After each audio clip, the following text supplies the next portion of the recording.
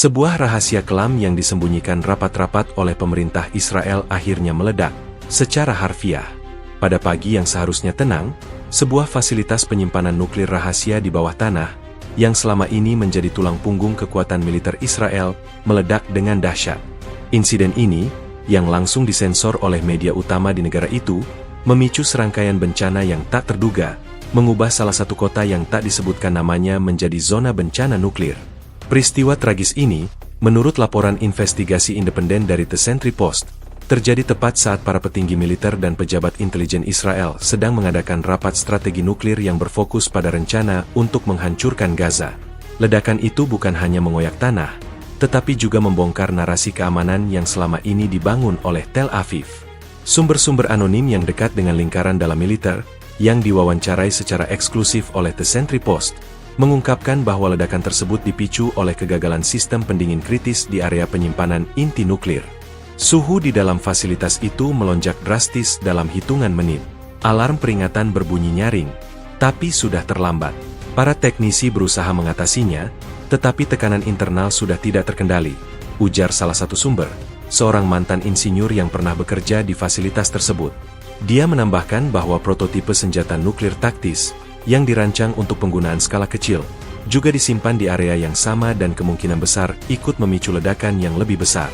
Akibat ledakan tersebut, terjadi fenomena anomali yang belum pernah tercatat sebelumnya dalam sejarah. Material-material nuklir yang terkandung di dalam bunker bawah tanah tercampur dengan air tanah dan material geologis, menciptakan sebuah bubur panas yang sangat terkontaminasi. Getaran hebat yang dihasilkan ledakan mendorong bubur tersebut ke atas melalui celah-celah tanah dan retakan geologis yang terbentuk. Hasilnya, sebuah gelombang pasang lumpur panas yang mengandung radiasi nuklir bergerak dengan cepat menuju salah satu kota terdekat, melahap segala yang dilewatinya. Fenomena mengerikan ini oleh para ilmuwan independen yang berhasil dihubungi oleh The Sentry Post disebut sebagai tsunami lumpur radiasi. Menurut kesaksian dari seorang warga setempat, Sarah Cohen, yang tinggal di pinggiran kota yang terkena dampak, langit tiba-tiba gelap, dan ada suara gemuruh seperti ribuan gajah berlari. Kami pikir itu gempa, tapi kemudian kami melihat gelombang lumpur hitam pekat datang dari kejauhan. Lumpurnya sangat panas dan berbau aneh, seperti metal terbakar. Dia menceritakan bagaimana lumpur itu menutupi mobil, rumah, dan pohon dalam hitungan detik. Meskipun gelombang lumpur tersebut tidak memakan korban jiwa secara langsung karena kecepatannya yang relatif lambat dibandingkan tsunami air, dampaknya jauh lebih mengerikan dan bersifat jangka panjang.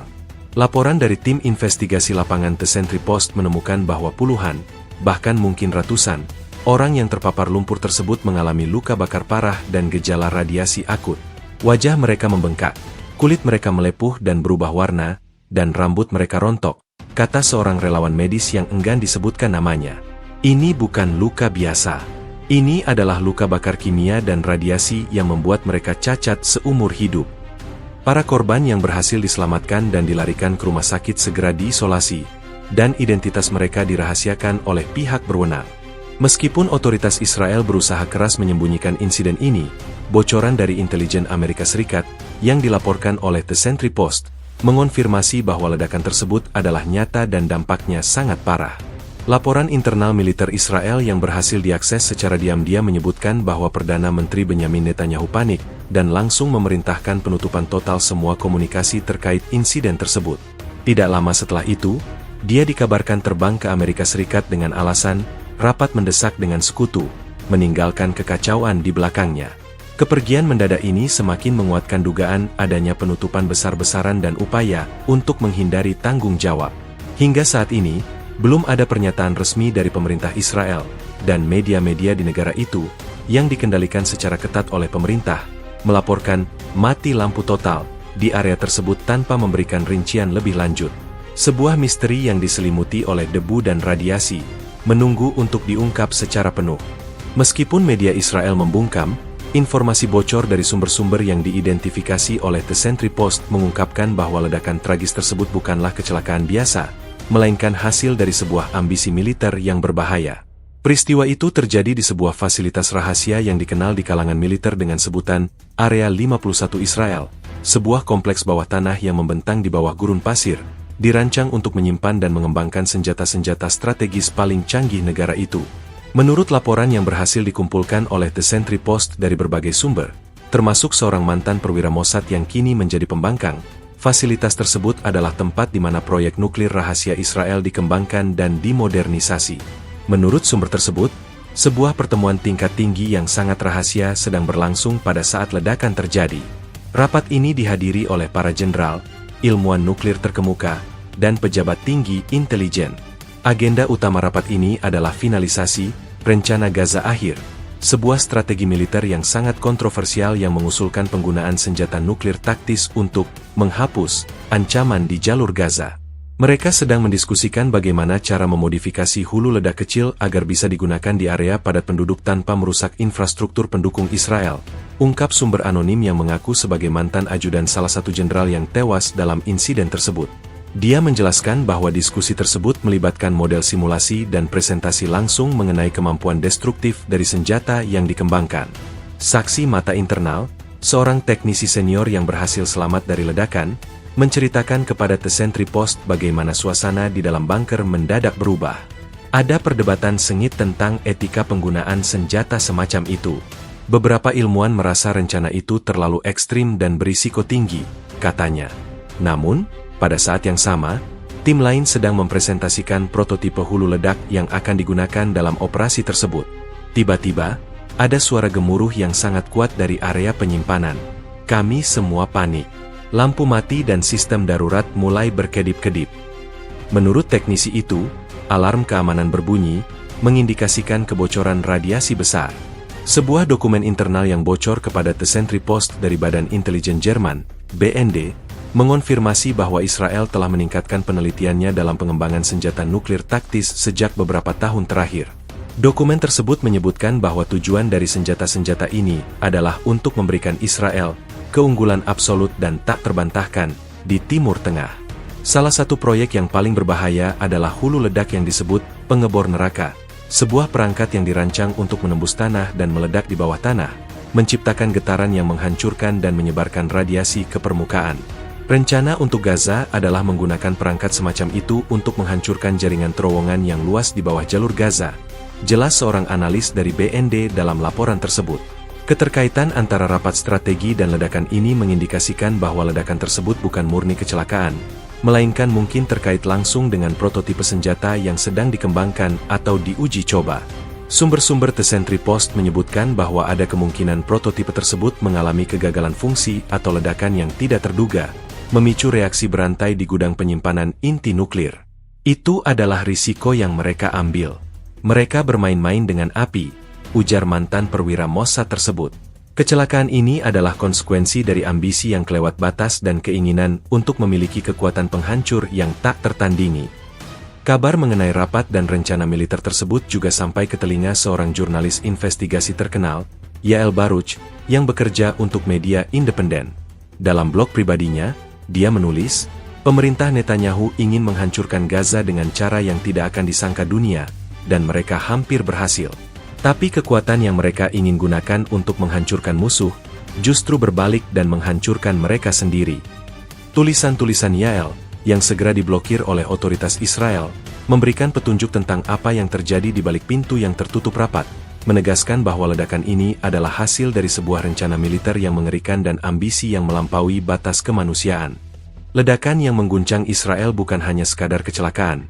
Ini adalah bencana yang berawal dari kesalahan perhitungan fatal dan ambisi yang terlalu jauh.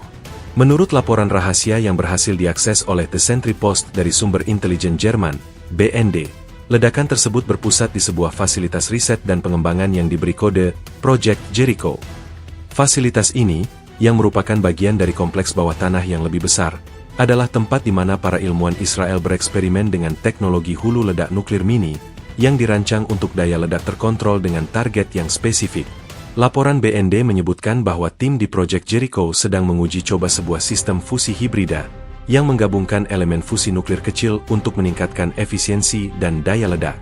Sumber yang tidak ingin disebutkan namanya dari Kementerian Pertahanan Israel, yang diwawancarai oleh The Sentry Post, menjelaskan bahwa kegagalan terjadi di sistem pendingin utama yang menopang reaktor prototipe.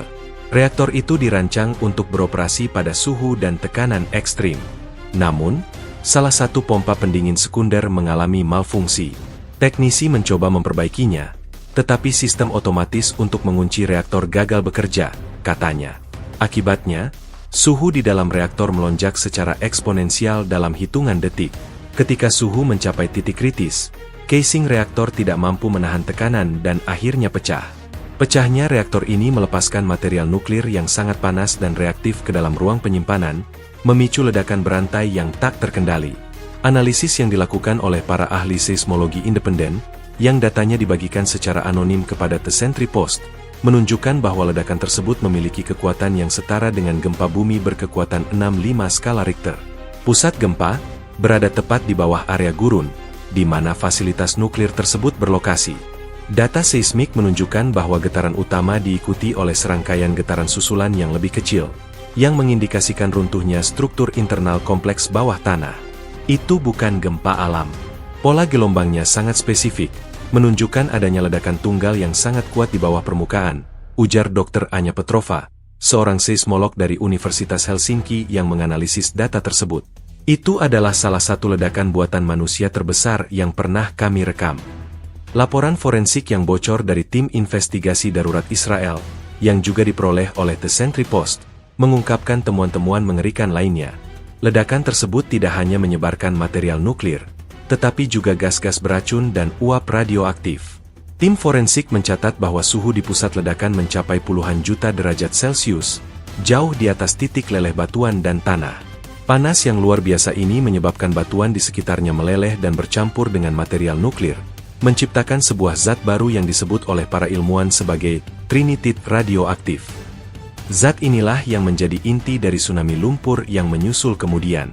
Seorang mantan ahli senjata Israel, yang kini tinggal di luar negeri, memberikan kesaksian kepada The Sentry Post bahwa ledakan itu adalah konsekuensi yang tak terhindarkan dari program nuklir Israel yang kurang diawasi.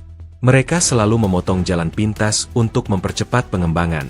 Prosedur keamanan sering diabaikan demi mencapai target waktu. Mereka bermain-main dengan teknologi paling berbahaya di dunia tanpa pengawasan yang memadai, katanya. Ia menambahkan bahwa ada kekhawatiran yang sudah lama ada di kalangan ilmuwan nuklir Israel mengenai potensi ledakan yang tidak disengaja. Dampak ledakan ini juga terasa di area sekitar. Ratusan pintu dan jendela di kota-kota terdekat pecah akibat gelombang kejut, dan sistem komunikasi terputus total selama beberapa jam. Saksi mata yang berbicara kepada The Sentry Post melalui aplikasi pesan terenkripsi, menggambarkan kilatan cahaya kehijauan yang sangat terang, yang terlihat di langit sebelum suara gemuruh tiba. Kilatan ini, menurut para ahli, adalah bukti adanya pelepasan energi radiasi yang masif ke atmosfer. Ini bukan sekadar kecelakaan fasilitas. Ini adalah bencana nuklir yang berpotensi memiliki dampak global, dan detail mengerikannya baru mulai terungkap. Ledakan di Project Jericho adalah pengingat yang mengerikan bahwa ambisi yang tidak terkendali dapat melepaskan kekuatan yang tidak dapat diatur. Seiring dengan getaran hebat yang melanda, sebuah fenomena yang melampaui logika ilmiah mulai terjadi. Ledakan di bawah tanah telah membuka celah-celah geologis yang tersembunyi, menciptakan saluran-saluran bagi material ledakan untuk naik ke permukaan. Menurut analisis dari Geological Survey of Israel, yang bocor kepada The Sentry Post, ledakan inti reaktor nuklir mencairkan batuan di sekitarnya dan memicu interaksi termal dengan lapisan-lapisan air tanah yang dangkal. Proses ini tidak hanya menghasilkan uap dan gas, tetapi juga sebuah zat yang aneh dan mematikan. Itu bukan hanya air bercampur lumpur. Itu adalah bubur kental yang terbuat dari silikat, uranium yang dicairkan, dan elemen transuranik lainnya, kata seorang geolog anonim yang bekerja untuk lembaga tersebut. Ia menambahkan bahwa panas yang luar biasa dari ledakan telah menciptakan sebuah massa semi cair, yang secara efektif menjadi media pengangkut radiasi yang sangat efisien. Saksi mata dari kota yang terkena dampak, yang diwawancarai oleh The Sentry Post melalui saluran terenkripsi, menggambarkan pemandangan yang tak terlupakan. David Grossman, seorang pemilik toko kecil di pinggir kota, menceritakan, "Kami melihatnya datang dari kejauhan. Bukan gelombang air, melainkan seperti ombak lumpur yang bergerak lambat namun tak terhentikan. Warnanya gelap, hampir hitam, dan menguap. Ada uap yang mengepul dari permukaannya." Video amatir yang diambil oleh warga, yang kemudian viral di media sosial sebelum dihapus paksa oleh otoritas Israel, menunjukkan lumpur panas itu bergerak dengan kecepatan sekitar Oktober 15 km per jam, cukup cepat untuk menutupi jalanan dan bangunan sebelum orang-orang sempat bereaksi.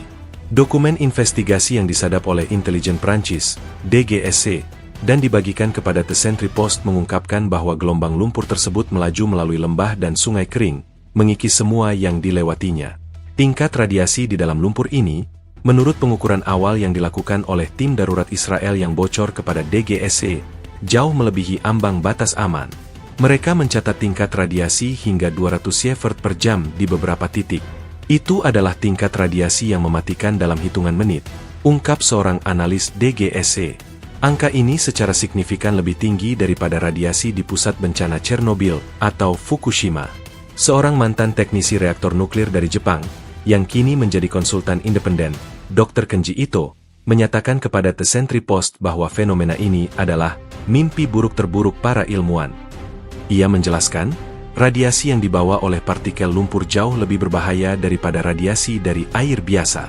Partikel-partikel padat ini bisa menempel pada kulit, terhirup ke dalam paru-paru, atau bahkan tertelan.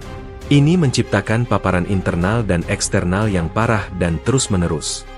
Dr. Ito menambahkan bahwa proses pembersihan akan menjadi sebuah tantangan yang monumental dan mungkin mustahil. Tanah yang terkontaminasi harus digali dan disimpan dalam wadah khusus. Tetapi karena volume lumpur yang besar, ini akan menjadi tugas yang membutuhkan waktu puluhan, bahkan ratusan tahun. Laporan dari tim tanggap darurat yang dikirim ke lokasi, yang bocor ke media internasional, menyebutkan bahwa lumpur panas itu mencapai kedalaman hingga beberapa meter di beberapa area. Semua kendaraan yang terkena lumpur sepertinya dimasak dari dalam, tulis salah satu anggota tim dalam laporannya. Karet ban meleleh, kaca retak, dan mesin-mesin berubah bentuk. Suhu lumpur tampaknya cukup tinggi untuk mendidihkan air dan menghancurkan bahan-bahan yang rapuh. Kekuatan destruktif lumpur panas ini menunjukkan besarnya energi yang dilepaskan dari ledakan bawah tanah. Kesaksian dari seorang jurnalis investigasi Israel, Hila Oren, yang berhasil melarikan diri dari kota yang terkena dampak, menceritakan kepada The Sentry Post bahwa banyak warga yang tidak menyadari bahaya yang mereka hadapi. Mereka melihat lumpur itu dan mengira itu hanya banjir biasa. Beberapa orang bahkan berusaha menyelamatkan barang-barang mereka. Mereka tidak tahu bahwa setiap tetesan lumpur adalah racun yang mematikan, kata Oren, yang kini bersembunyi. Kehadiran lumpur yang mengandung radiasi nuklir telah mengubah bencana alam ini menjadi kiamat ekologis dan kemanusiaan yang sedang berlangsung, membuktikan bahwa dampak dari kesalahan satu pihak bisa jauh lebih luas dan lebih parah dari yang dibayangkan. Tsunami lumpur panas yang melanda kota itu bukan sekadar bencana fisik. Ia adalah pembawa maut yang tak terlihat dan tak berbau. Menurut laporan rahasia dari Kementerian Kesehatan Israel yang bocor kepada The Sentry Post, tingkat radiasi di area yang terkena dampak mencapai angka yang belum pernah tercatat sebelumnya, jauh melampaui bencana nuklir terburuk dalam sejarah manusia. Sumber internal kementerian, seorang dokter senior yang tergabung dalam tim tanggap darurat, menceritakan, "Kami melihatnya dengan mata kepala sendiri. Alat pengukur radiasi kami menunjukkan angka yang begitu tinggi hingga kami mengira alatnya rusak. Partikel-partikel radioaktif menempel pada lumpur dan debu, dan setiap napas yang diambil oleh warga adalah paparan internal yang mematikan." Laporan tersebut mengidentifikasi isotop-isotop seperti uranium-235, plutonium-239, dan cesium-137 dalam konsentrasi yang sangat tinggi. Analisis yang dilakukan oleh para ilmuwan dari European Center for Nuclear Research, CERN, yang datanya berhasil disadap oleh The Sentry Post, mengonfirmasi bahwa ledakan tersebut melepaskan partikel-partikel nuklir yang sangat reaktif. Partikel-partikel ini, yang disebut debu panas, oleh para ahli, mampu menembus pakaian dan kulit, menyebabkan kerusakan seluler instan. Partikel-partikel ini bisa bersarang di organ dalam, seperti paru-paru dan tiroid, dan terus memancarkan radiasi, menyebabkan kanker dan mutasi genetik dalam jangka panjang, jelas Dr. Elena Vasiliev, seorang fisikawan nuklir dari CERN.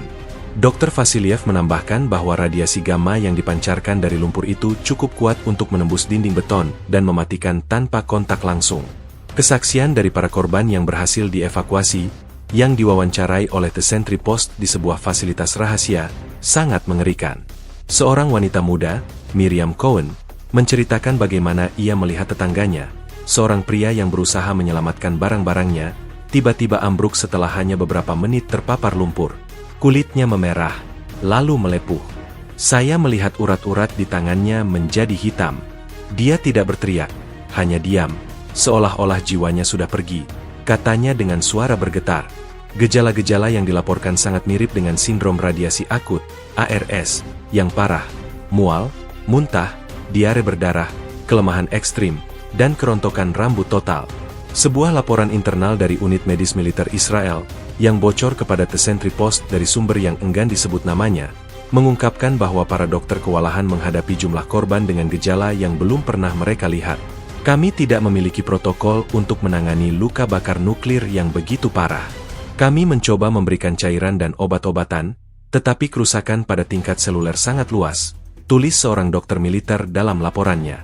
Laporan itu juga menyebutkan bahwa banyak korban, meskipun tidak tewas ketika, mengalami kerusakan organ internal yang tidak dapat diperbaiki. Ginjal, hati, dan sumsum tulang mereka lumpuh, membuat mereka tidak dapat bertahan hidup tanpa intervensi medis yang konstan. Dampak radiasi ini juga meluas ke lingkungan. Data yang diambil oleh satelit mata-mata AS dan dianalisis oleh The Sentry Post menunjukkan tingkat radiasi yang sangat tinggi di vegetasi dan air tanah di sekitar kota. Tumbuhan dan pohon di area yang terkena dampak layu dan mati dalam hitungan jam. Hewan-hewan kecil yang mati juga ditemukan di mana-mana, kata seorang analis dari Environmental Protection Agency, EPA, AS yang memberikan informasi secara anonim. Ekosistem di area tersebut telah mati. Akan butuh waktu ratusan, bahkan ribuan, tahun untuk pulih. Kontaminasi air tanah menjadi perhatian utama. Sumber-sumber air minum utama di wilayah tersebut telah terkontaminasi, menciptakan krisis air bersih yang parah bagi penduduk yang tersisa. Laporan dari jurnalis investigasi Hila Oren, yang sebelumnya memberikan kesaksian, juga menyebutkan bahwa pemerintah Israel tidak hanya menyembunyikan berita, tetapi juga memblokir bantuan dari organisasi internasional. Mereka menolak tawaran bantuan dari Badan Energi Atom Internasional, IAEA, dengan alasan masalah internal. Mereka lebih memilih membiarkan warga mereka sendiri menderita daripada mengungkapkan rahasia nuklir mereka, tulis Oren dalam blognya yang terenkripsi. Dampak radiasi ini telah mengubah kota yang dulunya makmur menjadi zona kematian yang sepi, meninggalkan bekas luka yang tak terhapuskan pada korban dan lingkungan, sebuah pengingat brutal bahwa harga dari kerahasiaan dapat jauh lebih mahal daripada kebenaran itu sendiri. Tragedi ini meninggalkan jejak yang lebih mengerikan dari sekadar kehancuran fisik. Meskipun tidak ada korban jiwa yang tercatat saat ledakan terjadi, dampak jangka panjangnya mengubah ratusan nyawa menjadi penderitaan yang tak berkesudahan. Laporan medis rahasia, yang berhasil diperoleh oleh The Sentry Post dari sumber internal Rumah Sakit Hadassah di Yerusalem, menggambarkan kondisi korban sebagai malapetaka kemanusiaan. Menurut laporan tersebut, para korban tidak tewas ketika, tetapi mengalami cacat fisik yang permanen dan kerusakan organ yang parah akibat paparan radiasi nuklir. Salah satu kasus yang paling memilukan adalah seorang anak laki-laki berusia 7 tahun, yang diidentifikasi hanya sebagai Eli. Menurut catatan medisnya yang dibagikan kepada The Sentry Post, Eli terpapar lumpur saat bermain di taman. Paparan ini menyebabkan kulitnya melepuh dan berubah menjadi keunguan. Kulitnya seperti plastik yang terbakar, mengeras dan retak. Ia mengalami luka bakar tingkat 3 yang aneh dan dalam, tulis seorang dokter dalam laporannya. Radiasi tampaknya telah merusak jaringan kulitnya hingga ke lapisan genetik, membuat penyembuhan hampir mustahil. Selain itu, Eli juga mengalami kerontokan rambut total, kebutaan pada satu mata, dan kerusakan permanen pada sistem sarafnya, menyebabkan tremor tak terkendali. Wawancara dengan seorang perawat yang bekerja di fasilitas isolasi rahasia, yang diatur oleh The Sentry Post, mengungkapkan bahwa sebagian besar korban mengalami gejala yang serupa. Mereka semua mengalami mual yang hebat, tetapi yang paling menakutkan adalah bagaimana tubuh mereka mulai mati secara perlahan, kata perawat itu dengan suara tercekik. Kuku mereka copot, gigi mereka lepas, dan yang terburuk, mereka mulai mengalami apa yang kami sebut efek Lazarus. Mereka terlihat membaik selama beberapa hari, lalu tiba-tiba organ internal mereka berhenti berfungsi. Ini adalah kematian yang lambat dan menyakitkan. Kondisi ini, menurut seorang ahli onkologi dari Cancer Research Institute, CRI, yang data penelitiannya bocor ke The Sentry Post, disebabkan oleh rusaknya DNA di sel-sel tubuh. Radiasi nuklir pada tingkat itu tidak hanya membunuh sel, tetapi juga merusak kode genetik yang mengatur fungsi sel.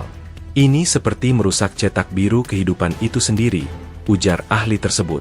Laporan internal lain dari tim medis militer, yang juga bocor, menyebutkan bahwa banyak korban mengalami mutasi genetik yang belum pernah terlihat. Kami mencatat beberapa kasus di mana sel-sel darah mereka berubah bentuk, dan ada pertumbuhan tumor yang sangat cepat di seluruh tubuh.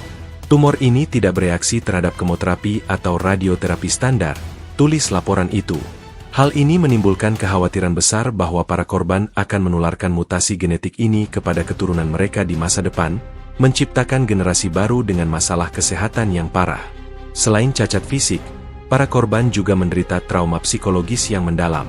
Seorang psikolog yang bertugas merawat para korban, yang namanya dirahasiakan, menceritakan kepada The Sentry Post bahwa banyak dari mereka mengalami depresi berat, kecemasan, dan gangguan stres pasca trauma, PTSD.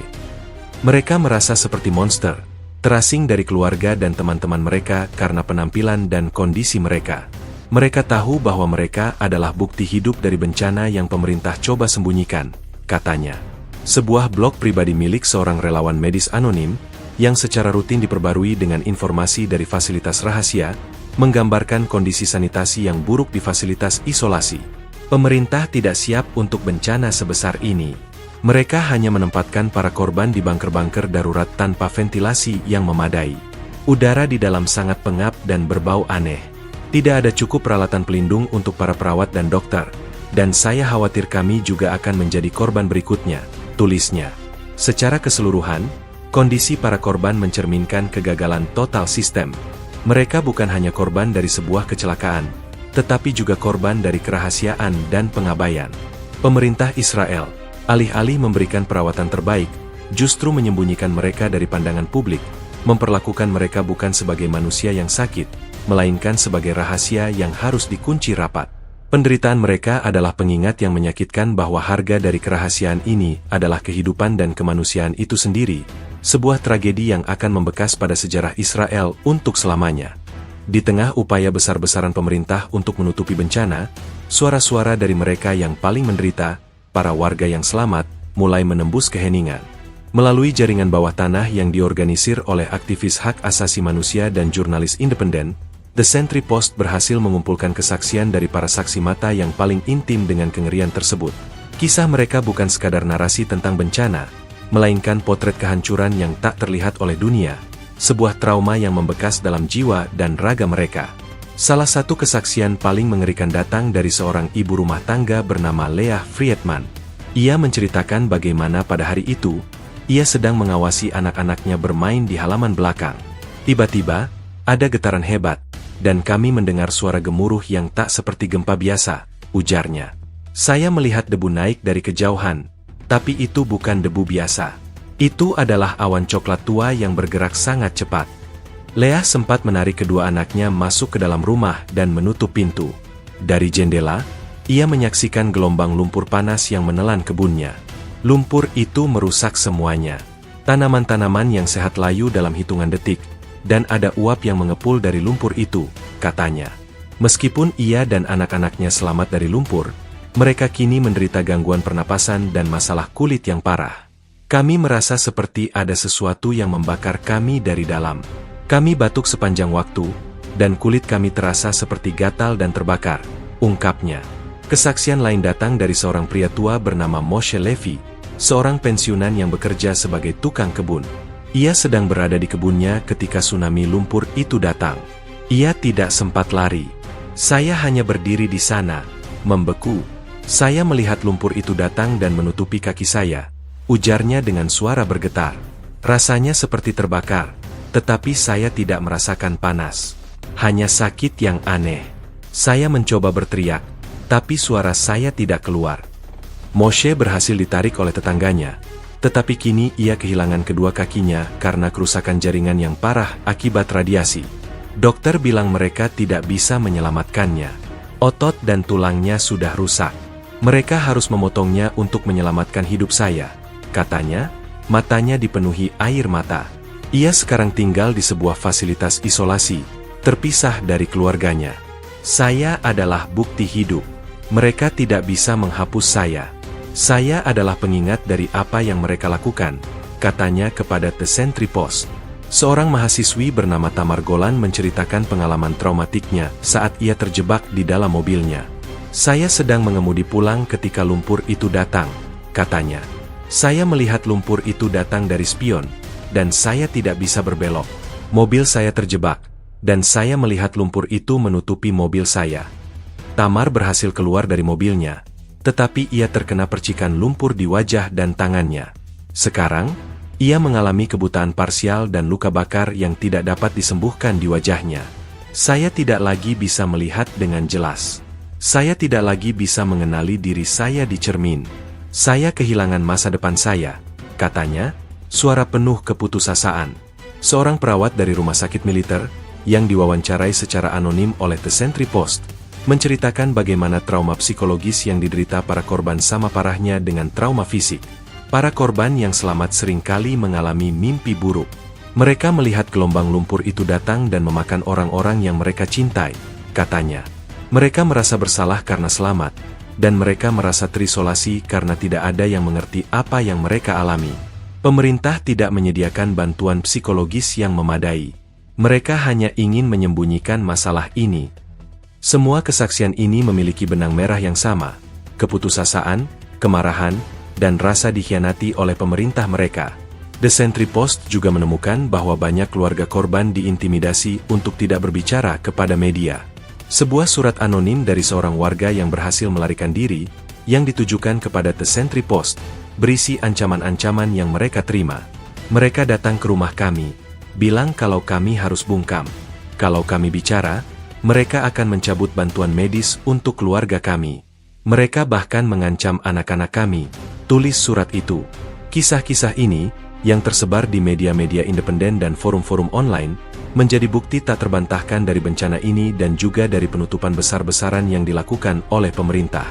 Suara-suara mereka mungkin bisu, tetapi penderitaan mereka berbicara lebih keras daripada kata-kata. Di tengah kekacauan dan penderitaan yang melanda, reaksi dari pucuk pimpinan tertinggi Israel justru menambah luka bagi para korban dan keluarga mereka. Alih-alih memberikan pernyataan, Perdana Menteri Benyamin Netanyahu memilih untuk bungkam dan kabur, sebuah tindakan yang memicu gelombang kemarahan publik.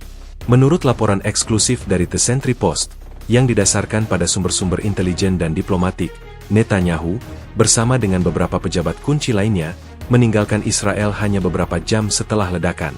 Pesan yang kami terima adalah bahwa, situasi terkendali, dan tidak ada yang perlu dikhawatirkan. Namun kami melihat jet pribadi Perdana Menteri lepas landas dari Bandara Ben Gurion pada pukul 5 pagi, ungkap seorang petugas pengatur lalu lintas udara yang enggan disebutkan namanya. Ia menambahkan bahwa penerbangan tersebut tidak tercatat dalam jadwal penerbangan sipil maupun militer resmi. Sebuah memo internal dari Kedutaan Besar Israel di Washington DC, yang bocor kepada The Sentry Post, mengonfirmasi bahwa Netanyahu telah meminta pertemuan darurat dengan para pejabat senior Amerika Serikat. Alasan yang diberikan adalah keadaan mendesak terkait keamanan nasional. Namun, menurut seorang pejabat Kementerian Luar Negeri AS yang diwawancarai secara anonim, tidak ada jadwal pertemuan sebelumnya. Permintaan itu datang secara tiba-tiba dan sangat tidak biasa. Ada suasana panik di pihak mereka. Pejabat tersebut menambahkan bahwa selama pertemuan, Netanyahu terlihat gelisah dan terus-menerus menghindari pertanyaan tentang suara keras yang dilaporkan di Israel. Dia hanya berbicara tentang bagaimana musuh sedang berusaha mengambil keuntungan dari situasi yang ada, tetapi dia tidak menjelaskan situasi apa yang ia maksud, kata pejabat itu. Laporan dari jurnalis investigasi Yael Baruch, yang berhasil menyelinap ke dekat area ledakan, memberikan gambaran yang lebih suram tentang respons pemerintah. Dalam laporannya yang dipublikasikan di blog pribadinya, ia menulis, saat warga sipil dibiarkan menderita, pemerintah mengirim pasukan militer untuk membangun barikade dan memblokir jalan. Tidak ada tim medis yang terlihat, hanya tentara. Mereka tidak ada di sana untuk membantu, mereka ada di sana untuk mengunci. Baruch juga mencatat bahwa semua akses ke jaringan seluler dan internet di area tersebut diputus total, mengisolasi para korban dan mencegah mereka berkomunikasi dengan dunia luar. Ini adalah tindakan penutupan total, tulisnya, sebuah upaya untuk menghapus bukti dari sebuah kejahatan. Dokumen rahasia dari militer Israel, yang bocor ke The Sentry Post, menunjukkan bahwa perintah untuk menutup dan mengunci datang langsung dari eselon tertinggi. Perintah itu berbunyi, tidak ada informasi yang boleh keluar. Siapapun yang mencoba membocorkan informasi atau gambar akan menghadapi sanksi militer yang paling berat. Kebijakan ini tidak hanya berlaku untuk militer, tetapi juga untuk rumah sakit dan fasilitas medis. Para dokter dan perawat diinstruksikan untuk tidak berbicara tentang kondisi pasien mereka kepada siapapun, termasuk keluarga pasien. Kami diancam akan dicabut lisensi dan dipenjara jika kami berbicara, kata seorang perawat yang diwawancarai oleh The Sentry Post di sebuah lokasi rahasia. Reaksi Perdana Menteri ini memicu spekulasi luas. Salah satu teori yang diutarakan oleh seorang analis politik dari Israel Policy Forum adalah bahwa Netanyahu melarikan diri untuk menghindari tanggung jawab. Dia tahu skala bencana ini. Dia tahu bahwa ini adalah hasil dari kebijakan ambisius dan rahasia yang ia dukung. Dengan pergi, ia berharap dapat mengalihkan fokus dan membiarkan orang lain membersihkan kekacauan, ujar analis tersebut. Teori lain yang lebih gelap, yang beredar di media sosial, adalah bahwa Netanyahu tidak hanya melarikan diri, tetapi juga mencari perlindungan di as dari kemungkinan kudeta atau revolusi di Israel. Meskipun media Israel sebagian besar bungkam, beberapa jurnalis investigasi independen yang bekerja untuk media internasional, seperti Haaretz dan The Jerusalem Post, mulai mempertanyakan ketidakjelasan pemerintah. Mereka melaporkan tentang kurangnya informasi dan penolakan untuk mengonfirmasi atau menyangkal adanya ledakan. Pemerintah telah memperlakukan warganya seperti orang asing, tulis seorang kolumnis di Haaretz. Ketika negara membutuhkan kepemimpinan, yang kita dapatkan hanyalah keheningan. Kepergian Netanyahu dan penutupan informasi yang masif telah menciptakan kekosongan kepemimpinan dan kepercayaan yang besar. Warga Israel yang terluka dan trauma merasa ditinggalkan dan dikhianati. Mereka bukan hanya korban dari ledakan nuklir, tetapi juga korban dari penutupan politik yang kejam. Reaksi pemerintah telah mengubah bencana menjadi krisis kepercayaan yang mendalam, dan kerusakan akibatnya bisa jadi lebih parah daripada kerusakan fisik yang disebabkan oleh ledakan itu sendiri. Keheningan yang mencekam segera menyelimuti Israel, bukan karena ketiadaan informasi, tetapi karena sebuah operasi penutupan berita yang masif dan terkoordinasi. Media Israel, yang dikenal memiliki hubungan erat dengan pemerintah, secara serentak memilih untuk bungkam. Menurut penyelidikan mendalam oleh The Sentry Post, langkah ini bukan kebetulan, melainkan hasil dari sebuah perintah langsung yang datang dari kantor Perdana Menteri, bahkan sebelum Netanyahu kabur ke Amerika. Perintah tersebut, yang diberi kode Operation Shield, menginstruksikan semua media arus utama untuk tidak melaporkan insiden ledakan, lumpur beradiasi, atau dampak yang dialami para korban. Seorang editor senior di salah satu stasiun televisi terbesar di Israel, yang diwawancarai oleh The Sentry Post secara rahasia, menceritakan bagaimana perintah itu datang. Kami menerima telepon yang sangat aneh dari juru bicara pemerintah. Pesannya singkat dan jelas. Tidak ada cerita. Ini bukan berita. Siapapun yang mencoba melaporkannya akan dianggap sebagai pengkhianat dan akan menghadapi konsekuensi. Editor tersebut menambahkan bahwa mereka diberi alasan yang kabur, seperti masalah keamanan nasional dan keamanan informasi sensitif. Namun, mereka semua tahu bahwa ini adalah upaya untuk menutupi sebuah bencana yang jauh lebih besar. Laporan dari Komite Perlindungan Jurnalis, CPJ, yang berhasil memperoleh informasi dari kontak di Israel, juga mengonfirmasi adanya intimidasi terhadap jurnalis. Seorang reporter foto yang mencoba mengambil gambar di dekat zona terlarang ditangkap oleh militer dan kameranya disita. Semua kartu memorinya dihapus. Mereka menuduh saya membahayakan keamanan negara, kata fotografer tersebut kepada CPJ. Padahal saya hanya ingin mendokumentasikan apa yang terjadi. Mereka tidak ingin dunia tahu. Di luar Israel, media internasional pun mengalami kesulitan untuk mendapatkan informasi. Koresponden asing di Tel Aviv melaporkan bahwa mereka tidak dapat mengakses area yang terkena dampak, dan semua permintaan wawancara dengan pejabat pemerintah atau militer ditolak. Mereka tidak menjawab panggilan telepon kami. Mereka tidak menanggapi email kami, kata seorang koresponden dari Reuters. Seolah-olah kota itu tidak pernah ada. Namun, di era digital, kebenaran memiliki cara untuk menembus sensor. Sebuah blog anonim yang dikelola oleh sekelompok jurnalis investigasi bawah tanah, yang menamai diri mereka Whispering Truth, menjadi sumber utama informasi. Blog tersebut mempublikasikan kesaksian korban, foto-foto amatir yang buram, dan analisis yang diperoleh dari sumber-sumber yang berani. Kami ada untuk mengisi kekosongan yang diciptakan oleh media arus utama. Kami percaya bahwa warga Israel berhak tahu kebenaran, tulis mereka dalam pernyataan pembuka. Tulisan-tulisan mereka, meskipun seringkali disensor dan dihapus, terus bermunculan kembali melalui berbagai platform. Salah satu bocoran paling signifikan datang dari seorang teknisi sistem IT yang bekerja di bawah militer Israel. Ia berhasil mengirimkan sebuah file log kepada The Sentry Post, yang menunjukkan bahwa perintah untuk mematikan berita datang dari sebuah server yang terhubung langsung ke kantor Perdana Menteri. Log tersebut mencatat semua komunikasi yang terjadi antara kantor PM dan media, dan dengan jelas menunjukkan instruksi untuk memblokir cerita apapun terkait dengan insiden Gurun Negev. Bukti digital ini, yang sekarang berada di tangan para jurnalis investigasi, adalah bukti tak terbantahkan dari sebuah konspirasi tingkat tinggi. Laporan dari jaringan jurnalis investigasi internasional, ICIJ, juga menguatkan dugaan ini. ICIJ merilis sebuah laporan yang menunjukkan bagaimana pemerintah Israel telah lama memiliki sistem yang canggih untuk mengendalikan narasi media, terutama dalam hal-hal yang berkaitan dengan keamanan dan militer. Ini bukan sesuatu yang baru, kata seorang analis ICIJ. Yang baru adalah skala dan tingkat keparahan dari penutupan ini. Mereka berusaha menyembunyikan bencana nuklir, sesuatu yang tidak dapat disembunyikan dalam jangka panjang.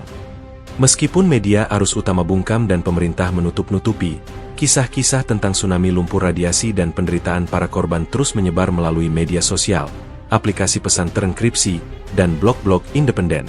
Upaya penutupan ini justru memicu rasa tidak percaya yang lebih dalam di kalangan publik, dan membuka jalan bagi media alternatif untuk menjadi sumber informasi utama bagi warga yang haus akan kebenaran. Penutupan berita ini tidak hanya gagal, tetapi juga menjadi bukti dari sebuah skandal yang jauh lebih besar dan gelap. Di tengah keheningan pemerintah dan upaya penutupan berita, suara-suara dari komunitas ilmiah internasional mulai bergema, memberikan perspektif yang mengerikan tentang skala bencana yang sebenarnya. Analisis dari para pakar nuklir dan lingkungan yang diwawancarai secara eksklusif oleh The Sentry Post menunjukkan bahwa insiden ini bukan hanya sebuah kecelakaan, melainkan sebuah malapetaka yang dapat mengubah geografi dan biologi suatu wilayah untuk ribuan tahun ke depan. Para ahli yang berani berbicara ini, yang sebagian besar terisolasi dari Israel, berpendapat bahwa pemerintah Israel telah meremehkan, atau bahkan menyembunyikan, tingkat bahaya yang sebenarnya. Seorang fisikawan nuklir senior dari Lembaga Penelitian Nuklir Swedia, Dr. Gustav Lindberg, yang datanya berhasil didapatkan oleh The Sentry Post, menyatakan bahwa campuran bahan nuklir dan lumpur yang terjadi adalah koktail mematikan. Biasanya, dalam kecelakaan nuklir, kontaminasi terjadi melalui air atau partikel udara. Tetapi di sini, kita memiliki partikel-partikel berat yang bersatu dengan tanah dan batuan yang meleleh. Ini menciptakan lumpur abadi yang sangat radioaktif, jelasnya. Dr. Lindberg menambahkan bahwa partikel-partikel ini, yang disebutnya radiotrinitit, memiliki waktu paruh yang sangat panjang, yang berarti mereka akan tetap berbahaya selama ratusan, bahkan ribuan tahun. Ini bukan lagi masalah pembersihan. Ini masalah karantina permanen, ujarnya. Laporan dari Institut Kesehatan dan Lingkungan Global, GHY, yang bocor kepada The Sentry Post, menyebutkan bahwa kontaminasi telah menyebar jauh lebih luas dari perkiraan awal. Para peneliti GHY, menggunakan data satelit dan model atmosfer, memperkirakan bahwa partikel-partikel radioaktif kecil yang terbawa angin dari ledakan telah mencapai negara-negara tetangga. Kami mendeteksi peningkatan kecil dalam tingkat radiasi latar di Yordania dan Mesir, tulis laporan itu. Meskipun tidak mematikan dalam jangka pendek, paparan ini dapat meningkatkan risiko kanker dan masalah kesehatan lainnya di wilayah yang lebih luas. Seorang ahli ekotoksikologi dari Universitas Oxford, Profesor Amelia Clark, yang diwawancarai oleh The Sentry Post, memberikan pandangan yang suram tentang dampak lingkungan. Ekosistem di area yang terkena dampak telah hancur. Radiasi nuklir mengganggu rantai makanan dari tingkat yang paling dasar, jelasnya. Tumbuhan tidak bisa menyerap nutrisi dengan benar, serangga mati, dan hewan-hewan besar yang memakan tumbuhan dan serangga yang terkontaminasi akan mengalami mutasi atau mati. Ini adalah zona kematian biologis. Profesor Clark juga menekankan bahwa kontaminasi air tanah adalah masalah yang paling mendesak. Radiasi telah meresap ke dalam akuifer bawah tanah. Ini akan mengkontaminasi sumber air minum dan pertanian untuk wilayah yang sangat luas, menciptakan krisis air yang tidak dapat diselesaikan dengan teknologi saat ini, katanya. Para pakar juga mempertanyakan narasi pemerintah Israel yang bungkam dan melarikan diri. Dr. Ivan Petropoulos, seorang analis keamanan nuklir dari Institute for International Studies di Jenewa, mengatakan kepada The Sentry Post bahwa kerahasiaan ini adalah bukti dari kesalahan yang sangat besar. Sebuah program nuklir yang dikelola dengan baik akan memiliki prosedur darurat yang jelas. Reaksi pemerintah Israel menunjukkan bahwa mereka tidak siap menghadapi bencana semacam ini. Mereka tidak memiliki rencana darurat yang efektif, ujarnya. Ia menambahkan bahwa upaya untuk menutupi insiden ini adalah tanda bahwa mereka takut akan konsekuensi politik dan militer, terutama pengawasan internasional terhadap program nuklir mereka. Sebuah blog ilmiah anonim yang dikelola oleh sekelompok fisikawan Israel yang prihatin, yang berhasil dilacak oleh The Sentry Post, mempublikasikan sebuah artikel berjudul Tragedi Geologis dan Biologis. Dalam artikel tersebut, mereka menulis, pemerintah kita telah melepaskan kekuatan yang tidak bisa mereka kendalikan, dan sekarang kita semua harus membayar harganya. Lumpur ini adalah monster yang diciptakan oleh ambisi manusia, dan tidak ada jumlah kebohongan yang bisa menyembunyikan kenyataan bahwa tanah air kita kini telah terkontaminasi secara permanen. Analisis dari para ahli ini memberikan gambaran yang jauh lebih parah daripada yang coba disembunyikan oleh pemerintah Israel. Bencana ini bukan hanya tentang ledakan dan korban, tetapi tentang warisan nuklir yang akan menghantui wilayah tersebut selama berabad-abad, sebuah pengingat yang menyakitkan bahwa bahaya dari kerahasiaan dapat jauh lebih mengerikan daripada kebenaran itu sendiri.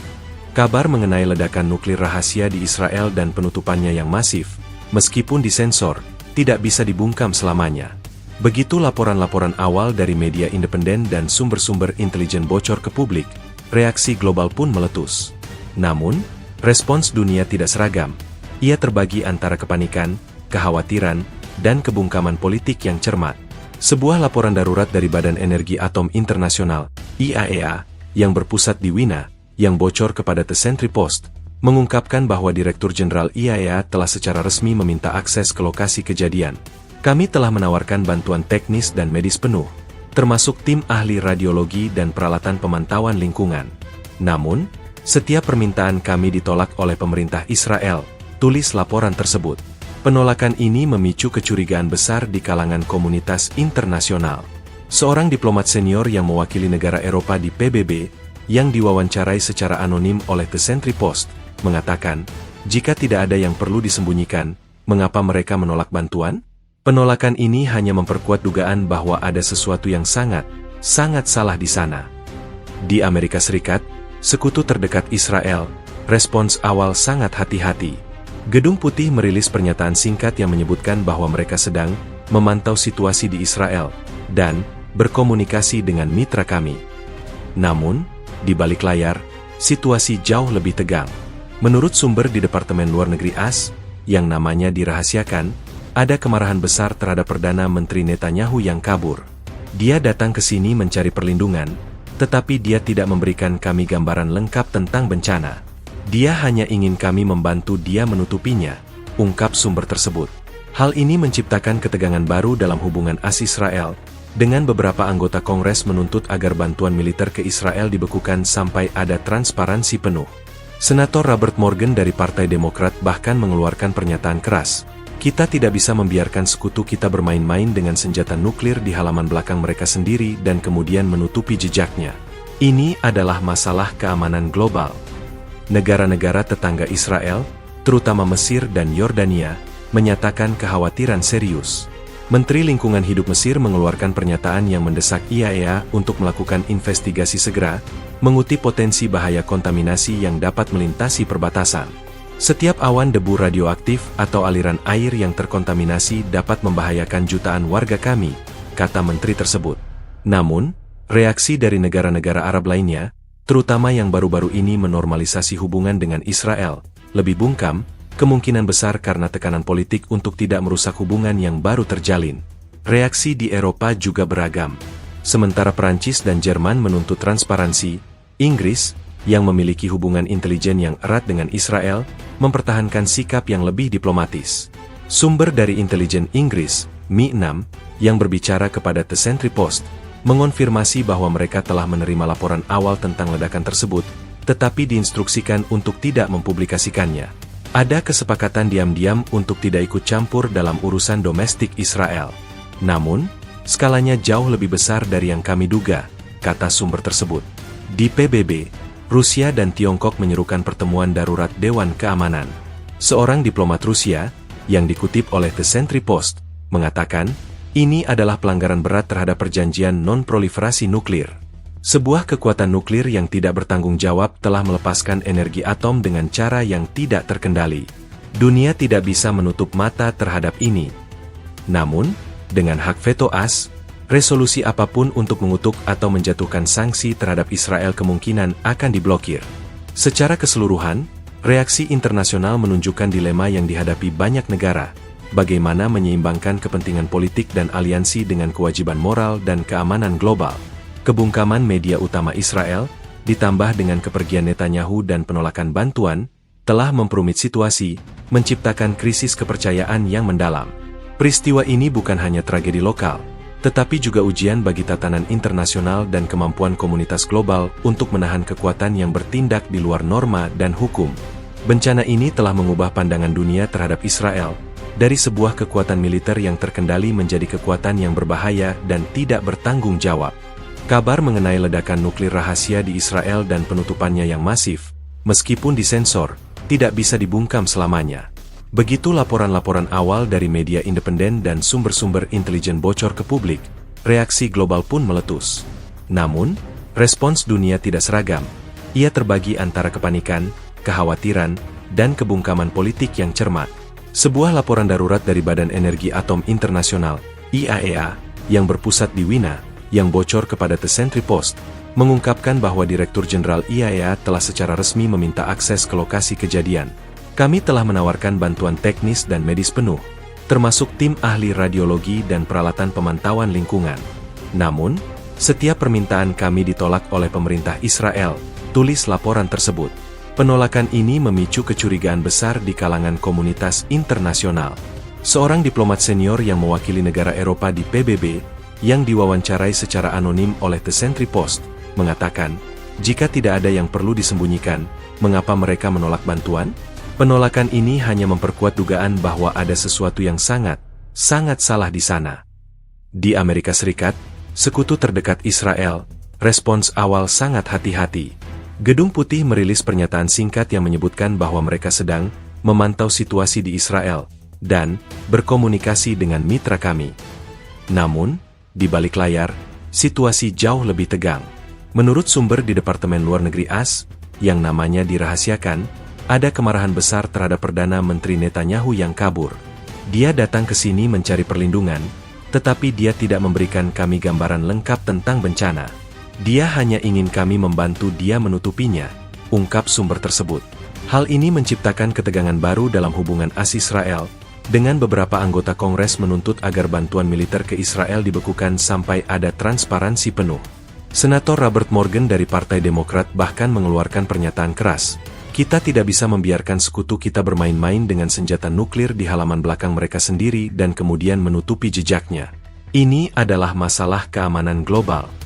Negara-negara tetangga Israel, terutama Mesir dan Yordania, menyatakan kekhawatiran serius. Menteri Lingkungan Hidup Mesir mengeluarkan pernyataan yang mendesak IAEA untuk melakukan investigasi segera, mengutip potensi bahaya kontaminasi yang dapat melintasi perbatasan. Setiap awan debu radioaktif atau aliran air yang terkontaminasi dapat membahayakan jutaan warga kami, kata menteri tersebut. Namun, reaksi dari negara-negara Arab lainnya, terutama yang baru-baru ini menormalisasi hubungan dengan Israel, lebih bungkam, kemungkinan besar karena tekanan politik untuk tidak merusak hubungan yang baru terjalin. Reaksi di Eropa juga beragam. Sementara Perancis dan Jerman menuntut transparansi, Inggris, yang memiliki hubungan intelijen yang erat dengan Israel, mempertahankan sikap yang lebih diplomatis. Sumber dari intelijen Inggris, Mi-6, yang berbicara kepada The Sentry Post, mengonfirmasi bahwa mereka telah menerima laporan awal tentang ledakan tersebut, tetapi diinstruksikan untuk tidak mempublikasikannya. Ada kesepakatan diam-diam untuk tidak ikut campur dalam urusan domestik Israel. Namun, skalanya jauh lebih besar dari yang kami duga, kata sumber tersebut. Di PBB, Rusia dan Tiongkok menyerukan pertemuan darurat Dewan Keamanan. Seorang diplomat Rusia, yang dikutip oleh The Sentry Post, mengatakan, ini adalah pelanggaran berat terhadap perjanjian non-proliferasi nuklir. Sebuah kekuatan nuklir yang tidak bertanggung jawab telah melepaskan energi atom dengan cara yang tidak terkendali. Dunia tidak bisa menutup mata terhadap ini. Namun, dengan hak veto AS, resolusi apapun untuk mengutuk atau menjatuhkan sanksi terhadap Israel kemungkinan akan diblokir. Secara keseluruhan, reaksi internasional menunjukkan dilema yang dihadapi banyak negara, bagaimana menyeimbangkan kepentingan politik dan aliansi dengan kewajiban moral dan keamanan global. Kebungkaman media utama Israel, ditambah dengan kepergian Netanyahu dan penolakan bantuan, telah memperumit situasi, menciptakan krisis kepercayaan yang mendalam. Peristiwa ini bukan hanya tragedi lokal, tetapi juga ujian bagi tatanan internasional dan kemampuan komunitas global untuk menahan kekuatan yang bertindak di luar norma dan hukum. Bencana ini telah mengubah pandangan dunia terhadap Israel, dari sebuah kekuatan militer yang terkendali menjadi kekuatan yang berbahaya dan tidak bertanggung jawab. Ledakan nuklir dan tsunami lumpur yang menyusul telah memicu krisis politik dan keamanan yang parah, tidak hanya di Israel, tetapi juga di seluruh Timur Tengah. Insiden ini secara efektif telah menghancurkan narasi keamanan yang telah dibangun Israel selama beberapa dekade, yaitu sebagai satu-satunya kekuatan nuklir yang stabil dan bertanggung jawab di kawasan itu. Menurut analisis dari think tank kebijakan luar negeri Israel yang berbasis di London, yang datanya bocor kepada The Sentry Post, bencana ini adalah pukulan telak terhadap kredibilitas dan posisi strategis Israel. Israel selalu mengklaim bahwa program nuklirnya adalah untuk tujuan pertahanan dan pencegahan. Sekarang, dunia melihatnya sebagai ancaman yang tidak terkendali, ujar laporan tersebut. Laporan dari seorang diplomat di PBB, yang diwawancarai oleh The Sentry Post, mengonfirmasi bahwa negara-negara Arab yang sebelumnya bersahabat dengan Israel, terutama yang tergabung dalam kesepakatan Abraham, kini menunjukkan ketidakpercayaan yang mendalam. Mereka sekarang melihat Israel bukan sebagai mitra yang stabil, melainkan sebagai sebuah negara yang sangat berbahaya dengan kepemimpinan yang tidak bertanggung jawab, kata diplomat itu. Ada kekhawatiran nyata bahwa mereka berada dalam jangkauan dampak radiasi. Hal ini berpotensi merusak hubungan diplomatik yang baru terjalin dan memicu ketegangan baru di kawasan yang sudah rapuh. Di dalam negeri, krisis politik semakin parah. Kepergian Benyamin Netanyahu yang mendadak telah menciptakan kekosongan kekuasaan dan memicu seruan untuk pencopotannya. Menurut sumber dari Knesset, Parlemen Israel, para anggota oposisi sedang berusaha keras untuk membentuk koalisi sementara dan mendesak mosi tidak percaya. Netanyahu telah mengkhianati rakyat Israel. Dia lari saat kita paling membutuhkannya, kata seorang anggota Knesset dari partai oposisi. Sebuah jajak pendapat rahasia yang dilakukan oleh sebuah lembaga penelitian independen, yang hasilnya bocor kepada The Sentry Post, menunjukkan bahwa tingkat kepercayaan publik terhadap pemerintah telah jatuh ke titik terendah sepanjang sejarah. 80% responden menyatakan bahwa mereka tidak lagi percaya pada kemampuan pemerintah untuk melindungi mereka. Dampak keamanan juga sangat signifikan. Pasukan militer Israel, IDF, kini dihadapkan pada tugas yang sangat sulit. Selain harus menghadapi ancaman dari musuh-musuh regional, mereka sekarang harus mengendalikan situasi di dalam negeri. Area yang terkontaminasi oleh lumpur nuklir harus dijaga ketat, menciptakan zona penyangga yang luas dan membutuhkan sumber daya militer yang sangat besar. Ini adalah tugas yang belum pernah kami latih. Kami bukan tim pembersih radiasi, kami adalah tentara, kata seorang perwira IDF yang diwawancarai secara anonim oleh The Sentry Post. Ini akan menyerap sumber daya yang seharusnya kami gunakan untuk operasi lain. Analis keamanan dari Pusat Studi Strategis dan Internasional, CSIS, sebuah lembaga think tank di Washington DC, menyatakan bahwa insiden ini telah membuka kotak Pandora untuk proliferasi nuklir. Jika sebuah negara yang sudah memiliki senjata nuklir tidak bisa mengelolanya dengan aman, bagaimana kita bisa meminta negara lain untuk tidak mengembangkannya, kata analis itu. Insiden ini, menurutnya, akan menjadi argumen kuat bagi negara-negara seperti Iran untuk melanjutkan program nuklir mereka sendiri, dengan alasan bahwa mereka tidak dapat lagi mempercayai Israel sebagai satu-satunya kekuatan nuklir di kawasan itu. Sebuah blog investigasi yang dikelola oleh seorang jurnalis Israel, Avi Ben-Zion, menguraikan bagaimana insiden ini telah mengubah dinamika internal Israel. Kita sekarang melihat perpecahan yang lebih dalam antara pemerintah dan warga negara, tulisnya. Pemerintah menganggap kita sebagai beban, sebagai masalah yang harus disembunyikan. Warga negara melihat pemerintah sebagai musuh, sebagai entitas yang lebih peduli pada rahasia dan kekuasaan daripada pada nyawa manusia. Ia menambahkan bahwa kepergian Netanyahu ke AS dilihat sebagai tindakan pengecut dan pengkhianatan. Secara keseluruhan, implikasi politik dan keamanan dari bencana ini jauh lebih besar daripada sekadar ledakan. Ini adalah pengingat yang brutal bahwa kekuasaan nuklir membawa tanggung jawab yang sangat besar, dan kegagalan dalam mengelolanya dapat memiliki konsekuensi yang menghancurkan bagi sebuah bangsa dan kawasan. Kepercayaan yang hilang, hubungan yang rusak, dan perpecahan internal yang mendalam adalah warisan dari tragedi ini, yang akan mengubah wajah Israel untuk tahun-tahun mendatang.